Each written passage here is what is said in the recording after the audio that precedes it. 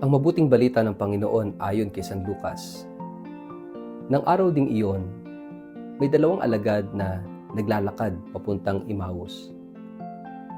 Isang layong may 11 kilometro ang layo mula sa Jerusalem.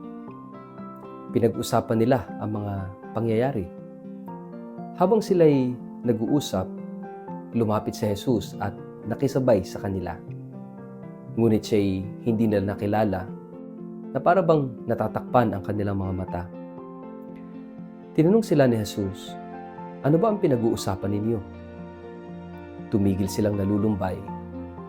At sinabi ng isa sa kanila na nagngangalang Cleopas, "Ikaw lamang yata ang dayuhan sa Jerusalem na hindi nakakaalam sa mga pangyayaring katatapos lamang maganap doon." "Anong mga pangyayari?" tanong niya. Sumagot sila, "Tungkol kay Jesus sa taga Nazaret, isang propetang makapangyarihan sa salita at gawa, maging sa harap ng Diyos at ng mga tao. Isinakdal siya ng aming mga punong pari at mga pinuno ng bayan upang mahatulang mamatay, at siya ipinako sa krus. Siya pa naman ang inaasahan naming magpapalaya sa Israel. Hindi lamang yan, 3 araw na mula nang mangyari ito. Nabigla kami sa ibinalita ng ilan sa mga babaeng kasamahan namin. Maagang-maaga raw silang nagpunta sa libingan at hindi nila natagpuan ang kanyang bangkay. Nagbalik sila at ang sabi nakakita raw sila ng isang pangitain, mga anghel na nagsabing si Jesus ay buhay. Pumunta rin sa libingan ng ilan sa mga kasama namin at ganoon nga ang natagpuan nila. Ngunit hindi nila nakita si Jesus. Sinabi sa kanila ni Jesus, "Kay hahangal ninyo, kay kukupad ninyong maniwala sa lahat ng sinasabi ng mga propeta. Hindi ba't kailangan ang Kristo ay magtiis ng lahat ng ito bago siya pumasok sa kanyang kalulhatian?" At ipinaliwanag sa kanila ni Jesus ang lahat ng sinasabi sa kasulatan tungkol sa kanya. Simula sa mga aklat ni Moises hanggang sa mga isinulat ng mga propeta. Malapit na sila sa nayong kanilang pupuntahan at si Jesus ay parang magpapatuloy pa sa paglakad. Ngunit siya'y pinigil nila. "Tumuloy ka muna dito sa amin. Palubog na ang araw at dumidilim na," sabi nila. Kaya't sumama nga siya sa kanila. Nang siya'y kasalo na nila sa pagkain, dumampot siya ng tinapay at nagpasalamat sa Diyos. Pagkatapos pinagpira-piraso iyon at ibinigay sa kanila. Noon nabuksan ang kanilang mga mata at nakilala nila si Jesus. Subalit siya'y biglang nawala sa kanilang paningin. Nasabi nila sa isa't isa, "Kaya pala nag-aalam ang ating puso habang tayo'y kinakausap niya sa daan at ipinapaliwanag sa atin ang mga kasulatan." Agad silang tumayo at nagbalik sa Jerusalem. Naharatnan nilang nagkakatipon doon ang 11 at ang ibang kasamahan nila. Sinabi ng mga ito sa dalawa, "Totoo nga palang muling nabuhay ang Panginoon." Nagpakita siya kay Simon at isinalaysay naman ng dalawa ang nangyari sa daan at kung paano nila nakilala si Jesus nang paghati-hatiin nito ang tinapay. Ang mabuting balita ng Panginoon. Word of the day, hear what God has to say. Mapagpalang araw po sa inyong lahat. Kumusta po kayo? Ang ating word of the day ay pagsama. Mula sa araw na ito ay Tagalog na po ang gagamitin nating word of the day base sa mga suggestions ng marami sa inyo. May mga sandali sa buhay na pakiramdam natin nag-iisa tayo. Kahit may mga tao sa paligid parang walang nakakaintindi. May bigat sa dibdib, may tanong sa isip, at may lungkot na hindi maipaliwanag. At minsan, ang instinct natin ay lumayo, tumahimik, umiwas at maglakad mag-isa. Naranasan mo na bang maglakad na parang walang direksyon? Yung parang may pinagdadaanan ka pero hindi mo alam kung saan ka pupunta. Ganito ang karanasan ng dalawang alagad sa ating ebanghelyo ayon kay San Lucas. Sila ay naglalakad papuntang Emmaus, palayo sa Jerusalem, palayo sa lugar ng kanilang pag-asa, palayo sa kwento na akala nila ay tapos na. At sa gitna ng kanilang paglalakbay, may isang hindi inaasahang katotohanan. Hindi sila nag-iisa. At dito natin makikita ang salitang bumabalot sa buong kwentong ito, at yan ay ang pagsama.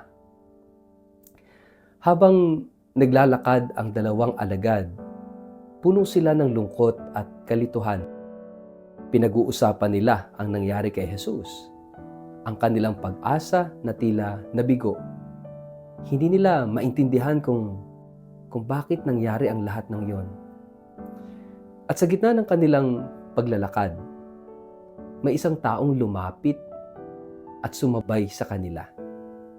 Nakipag-usap, nakinig, nagpaliwanag, ngunit hindi nila siya nakilala. Si Jesus mismo ang kasama nila. Ganito rin ang karanasan natin. Sa mga sandaling akala natin nag-iisa tayo, may Diyos sa tahimik na sumasabay sa atin. Hindi siya laging nagpapakilala kaagad. Hindi siya laging gumagawa ng dramatic na eksena. Kadalasan, siya naroroon sa tahimik na presensya, sa isang kaibigan na nakikinig, o sa isang salita na nagbibigay liwanag, sa isang pangyayaring hindi natin inaasahan. Ang kagandahan ng kwentong ito ay hindi iniwan ni Jesus ang mga alagad sa kanilang kalituhan. Hindi niya sila hinusgahan sa kanilang pagdududa. Sa halip, sinamahan niya sila. At habang sila'y naglalakad, unti-unti niyang binuksan ang kanilang isip sa banal na kasulatan. Ipinaliwanag niya kung paano ang lahat ng nangyari ay bahagi ng plano ng Diyos. Ibig sabihin, ang pagsama ni Jesus ay hindi lang pisikal. Ito ay pagbibigay liwanag sa ating buhay. Ngunit may isa pang mahalagang sandali. Nang makarating sila sa Emmaus, inimbitahan nila si Jesus na manatili. At sa hapag, sa paghahati ng tinapay, doon nila siya nakilala. Ibig sabihin, ang pagkilala kay Jesus ay nangyayari sa dalawang lugar. Sa paglalakbay at sa hapag. Sa salita at sa Eukaristiya. Sa araw-araw na buhay at sa banal na karanasan. Narito ang nakakagulat na katotohanan, kahit hindi mo nararamdaman, kahit hindi mo nakikilala, kasama mo pa rin si Jesus. Minsan kasi, iniisip natin na ang presensya ng Diyos ay nakadepende sa ating nararamdaman. Kapag masaya tayo, naroroon siya. Kapag malungkot tayo, wala siguro siya. Pero sa kwento ng Emmaus, malinaw. Kahit hindi siya nakikilala, kasama pa rin siya. Kaya ang tunay na tanong ay hindi nasaan ang Diyos, kundi bukas ba ang puso ko upang makilala siya? At higit pa rito, ang pagsama ni Jesus ay may layunin. Hindi lang niya tayo sinasamahan para gumaan ang pakiramdam natin, sinasamahan niya tayo upang baguhin tayo. Kaya matapos nilang makilala si Jesus, hindi sila nanatili sa Emmaus. Bumalik sila sa Jerusalem. Bumalik sila sa misyon. Bumalik sila sa komunidad. Ang pagsama ni Jesus ay hindi nagtatapos sa aliw. Ito'y humahantong sa pagbabago at sa pagmimisyon.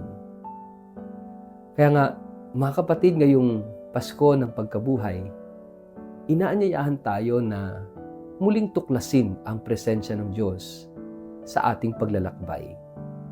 Sa halip na tumakas sa iyong pinagdadaanan, anyayahan mo si Jesus na sumama.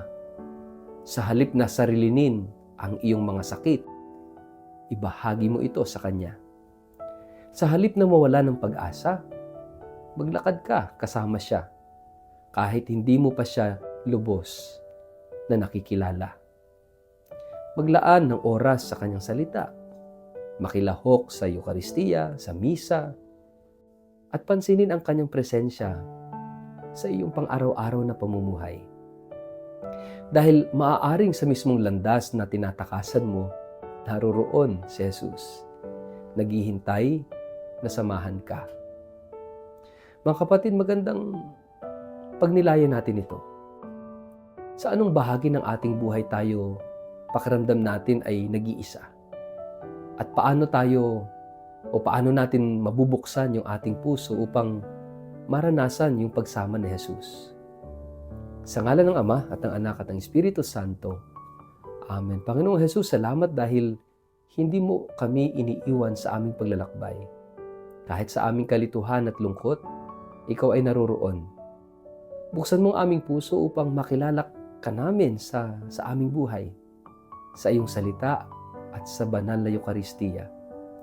Samahan mo kami sa aming paglalakad at gabayan mo kami pabalik sa iyong kalooban. Amen. Pagpalain po kayo at ingatan ng makapangyarihang Diyos, Ama, Anak at Espiritu Santo. Amen.